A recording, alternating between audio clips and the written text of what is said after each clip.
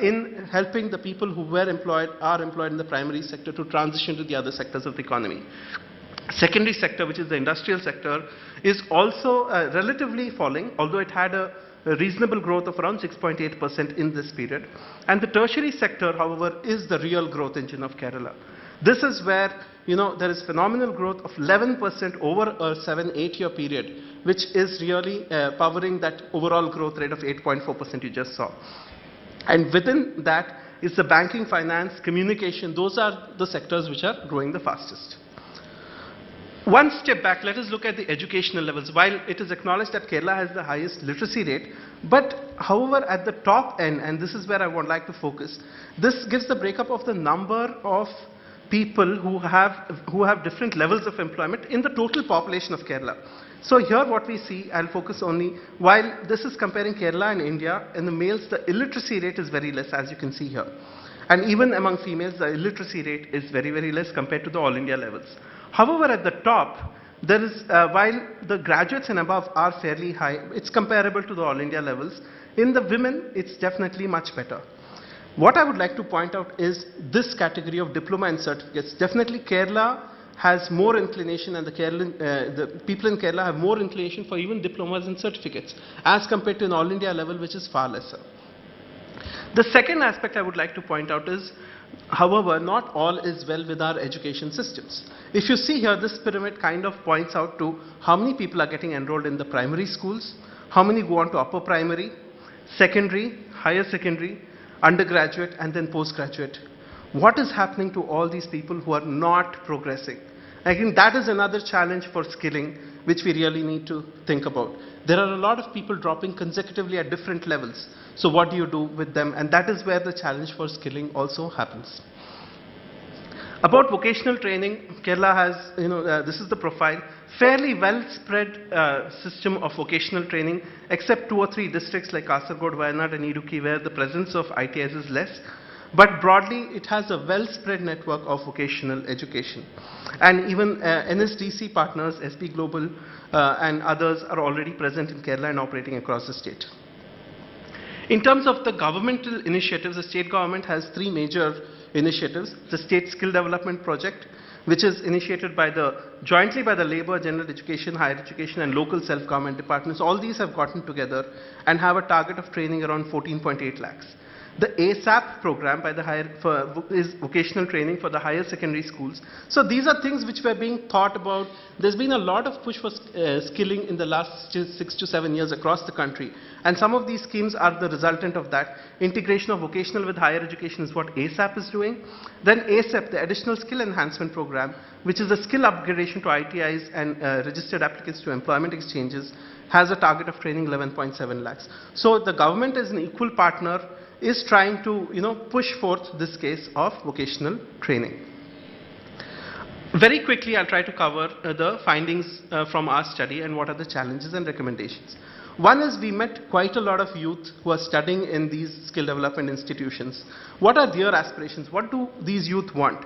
One is, they're looking at preference of trades. They're looking at construction, mechanical, electronics, etc., and prefer the NCVT, prefer a national qualification over a state qualification. In terms of location, there is definitely, especially in the northern districts of Kerala, there's willingness to migrate to other districts like Karnataka and Tamil Nadu because of limited opportunities within the state. And even nursing students find the need to migrate to other states due to the limited opportunities. Preferred job opportunities. Most ITI students still do prefer the government organizations and government jobs. However, some of the trainees from the private sector are again more amenable to hotel management, hospitality, etc. But there are many challenges and barriers.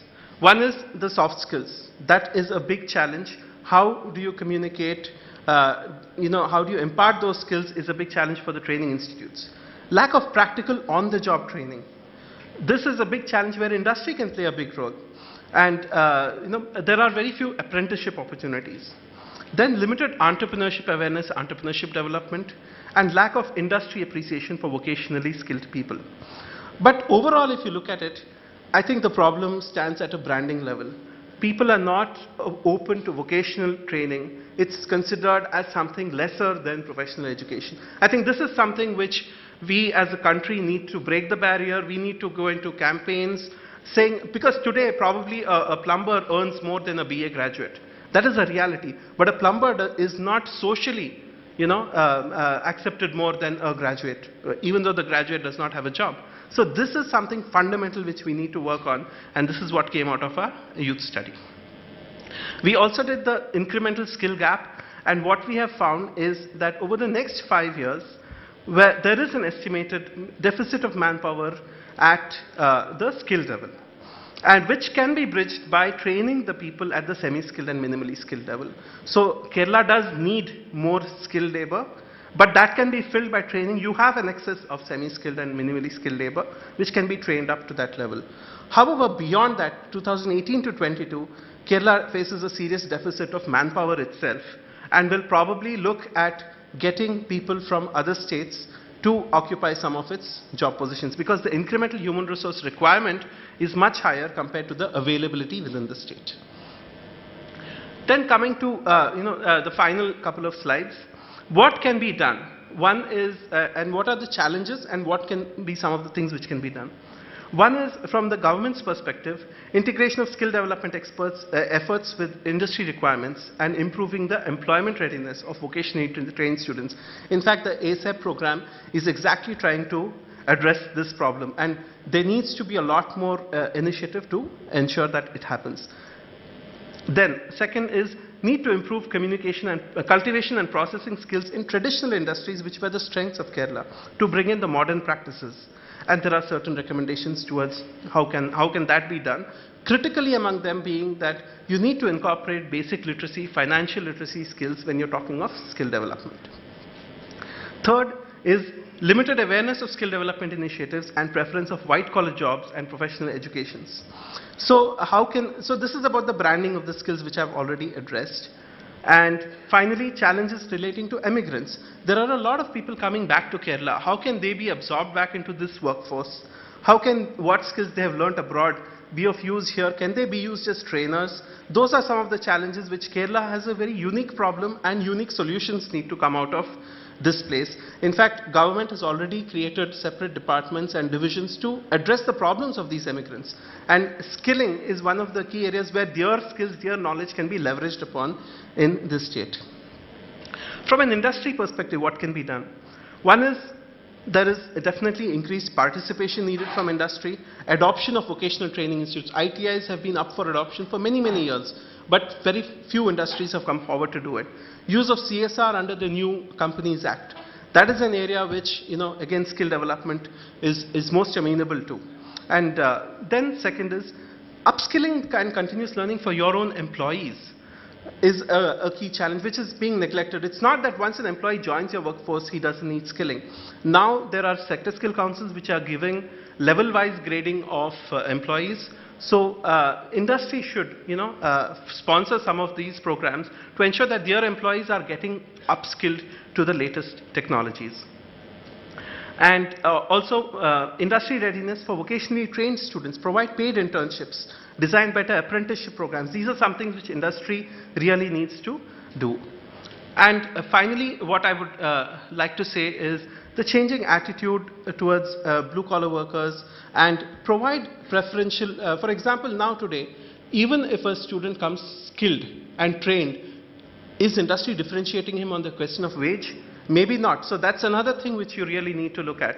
A skilled employee is worth more, and therefore, and is going to be able to give you better productivity, and is therefore worth more in terms of your payment to him also. So these are some of the things which I think open up a lot of things for debate tomorrow. A lot of these topics are being touched upon in your sessions tomorrow also, and I wish you all the best. Thank you. Thank you, sir, for that insightful presentation on Kerala's skill gap, challenges ahead and solutions. Now we have a 2-minute video presentation on iStep, that is International Skill Training and Employability Program, which would be followed by a brief presentation by Sri Rahul R. Ayaris, Managing Director, Kerala Academy for Skills Excellence.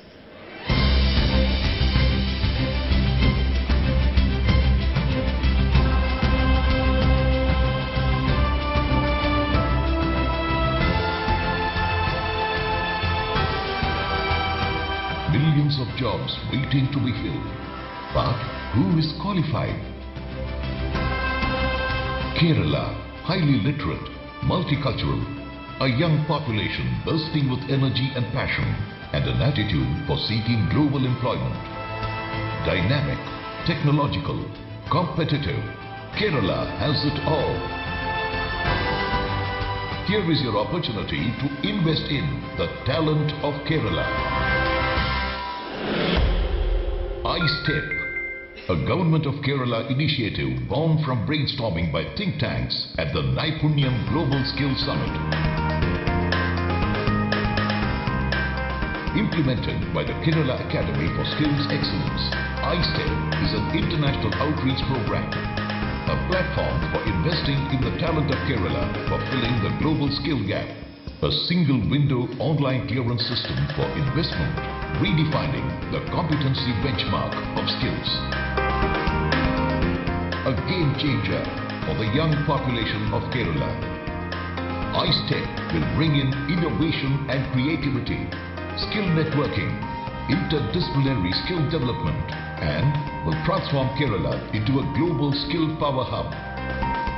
iStep, skilled, delivered. His Excellency, Governor of Kerala, Justice P. Sadashivam, Honorable Minister for Industries and Information Technology, Sri P.K. Kunyalikutti, Office Bearers and members of Trivandrum Management Association, and dear friends, it's a privilege and honor to do a presentation on iStep, International Skill Training and Employability Program, being implemented by Kerala Academy for Skills Excellence. Kerala Academy for Skills Excellence is formed as an apex skill development agency of the state, constituted with the objective of initiating, implementing, regulating and coordinating all skill development activities of Government of Kerala. The Naipunyam International Skills Summit, held in January 2014 by Government of Kerala, has brought investment worth Rs 125 crores for setting up centers of excellence in various sectors. Harboring on the success of Naipunyam Skills Summit, iStep has been launched as a long-term program for sustainable skill development and employment generation. A single window online approval system will be the core component of iStep. It will ensure simpler and faster processing for industrial partners to invest in setting up skill development centers of excellence in Kerala. This slide shows how to associate with Government of Kerala for investing in centers of excellence. Any industry or organization interested in setting up centers of excellence will be able to apply through the online portal, and the legal processes involved, including technical scrutiny, financial scrutiny, government permissions, etc., will be done by case based on the data provided, and approval will be given. Thus, the industry partner will enter into an agreement with case using the single window online approval system for setting up centers of excellence. In the center of excellence, the government will provide shell infrastructure, accreditation of the center, support in getting licenses, permits, and sharing of the data of workforce requiring skill development. The industrial partner will set up the shop floor, will provide the machinery, trainers, and international certification. The partner will also ensure a minimum percentage of placement guarantee. The benefits for the industry by associating with government would include capital investment from the government accreditation of the training, and an assured supply of skilled workforce to fill the industrial manpower shortage. The youth of Kerala will benefit by getting quality training and skill development by experts, lower cost of training compared to outside, international certification, and global employment opportunities. iStep also aims at creating benchmarks in all sectors so that the industry standards are raised to global levels.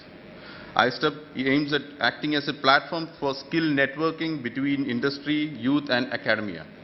iStep program will have components for bringing innovation and creativity among youth, and also aims at interdisciplinary skill development. His Excellency, Kerala is a land fertile for skill development, and iStep is aimed at making Kerala an international skill power hub. Thank you. Thank you, sir. To deliver the presidential address, may I invite Honorable Minister for IT and Industries, Government of Kerala, Sri P.K. Kunyalikutti. His Excellency, the Governor of Kerala, Justice P. Sadashivam, distinguished guests on the dais, Sri Suresh Babu, Dr. M.I. Sahbullah, Sri Muhammad Ali Sharif, Sri Rahul, Sri other distinguished guests, ladies and gentlemen. In today's competitive global economy, especially in this era of accelerating technological and organizational change in the world, one of the keys to survive is a well-trained and efficient workforce, well equipped with all the latest technological know-how, a workforce which could bridge the gap that exists between the world of education and the world of work. Today, no innovation or idea or business process can go forward without adequate entrepreneurial and relations and proper interactive element between humans, be it innovators, entrepreneurs, or technological manufacturers. We should not turn a blind eye to the fact that despite having a far cheaper per capita labor cost, countries like China lost to India in the global technology development and outsourcing race just because we had better communication and language skills. In order to further strengthen and develop these skills, the time has come to take extra effort and work. This calls for various skill development processes. In order to meet the growing global need, a skilled and educated workforce is required. An economy with a properly skilled workforce will be able to attract global investors. Effective training in skill acquisition will immensely contribute to the overall economic development of the state. The skills acquisition process shall be both theoretical and practical in nature. Exposure to practical situations is an important factor in skill acquisition process. The students and employees who are given the training should be inculcated with the practical skill and right attitude necessary for a specific business job. Skill gap exists not only in the fields of technology, but also in the areas of soft skills. Filling the skill gap is a critical issue which needs to be addressed properly. In order to bridge this gap, new programs have to be initiated.